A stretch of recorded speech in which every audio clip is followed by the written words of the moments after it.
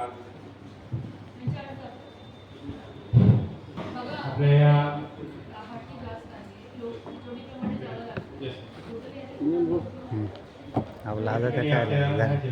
आपला माणूस आला का? इतिहासामध्ये पहिल्यांदाच असा एक छानसा उपक्रम आपण राबवतोय. माननीय मुख्य कार्यकारी अधिकारी महोदय श्रीमती अश्विनी मॅडम यांच्या मार्गदर्शनाखाली हे आपल्या कार्यक्रमाचं जे नाव आहे ते जनतेशी संवाद कार्यक्रम आणि ते तुम्ही मॅडमची काही विषय सांगू शकताय. आपल्याला एक सगळ्यांना एक विनंती अशी आहे की आपला विषय जो आहे आणि आपल्याला एक पत्र दिलेलं आहे, एक फॉर्मॅट दिलेलं आहे, कृपया आपला विषय थोडक्यात सांगा आणि कोणाशी कुठल्या विभागाचं आहे तेवढं सांगा, म्हणजे मग आम्हाला त्यांना सांगता येईल.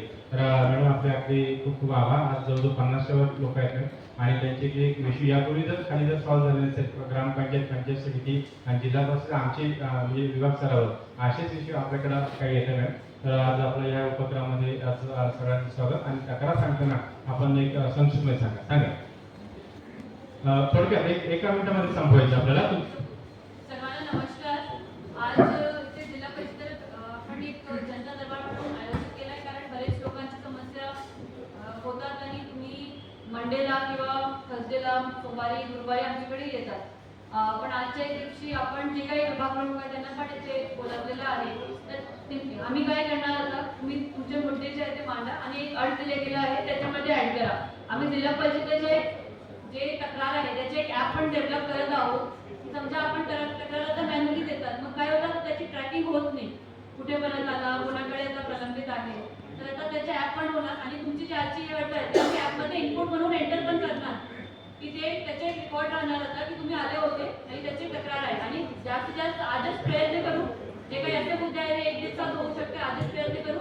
नाहीतर जे कन्सर्न विभाग प्रमुख आहे त्यांना आम्ही तसे सूचना करू की ते पुढची कारवाई त्याच्यावरती करू शकतात. तर आपण सुरू करूया.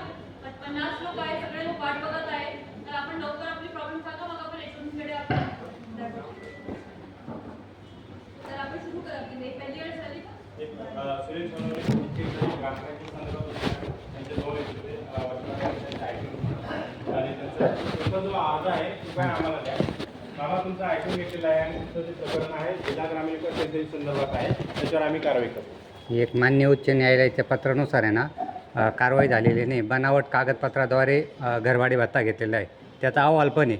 पण पंचायत समितीवाली इकडे अहवालच पाठवत नाही. जिल्हा परिषद तिकडं नांदगाव. एक गोष्ट मी लक्षात आणून देते, तुम्ही 2-4 दिवसापूर्वी ग्रामपंचायत विभागात आला होता. हो. पूर्ण कार्यालयाची रेकॉर्डिंग केली हां. आणि त्यात कार्यालयातली लोक आपल्याला फक्त ई ऑफिसला अर्ज द्यायला सांगत होते. असं करून आपण जो व्हिडिओ व्हायरल केला ते चुकीचं होतं. मॅडम त्यांनी अर्ज घेतच नाही ना. रिस्पॉन्ड करत नाही का मॅडम अर्ज घ्यायला पाहिजे ना त्यांनी.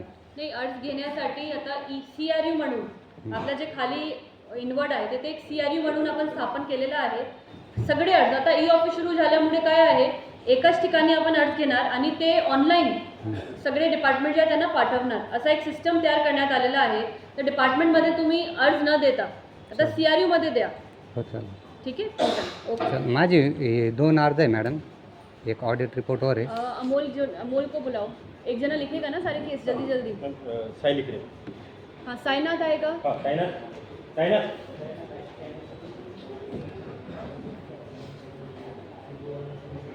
नांदगावला आहे ना? हो, नांदगाव पंचायत समिती. गिरणानगरचा विषय. नांदगाव बीडीओने रिपोर्ट दिली का? त्यांनी नाही दिली. त्यांनी मॅडमकडे आलो ना, त्यांनी लेखी दिलं होतं का आम्ही चौकशी केलीच नाही बा. मॅडमला पण तो दाखवला, त्या दिवशी पण अर्ज दिलेला आहे.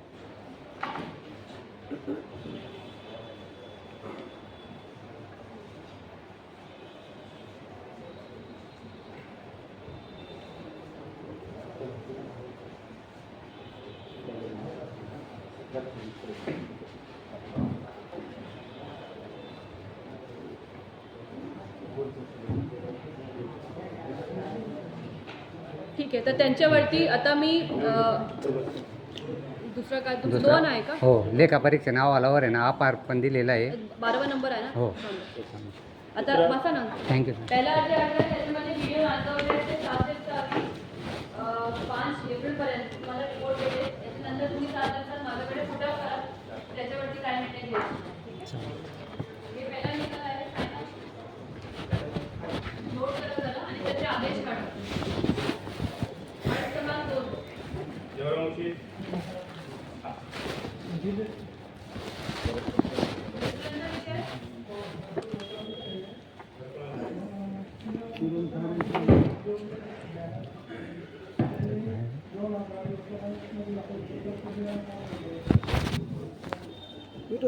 कुठे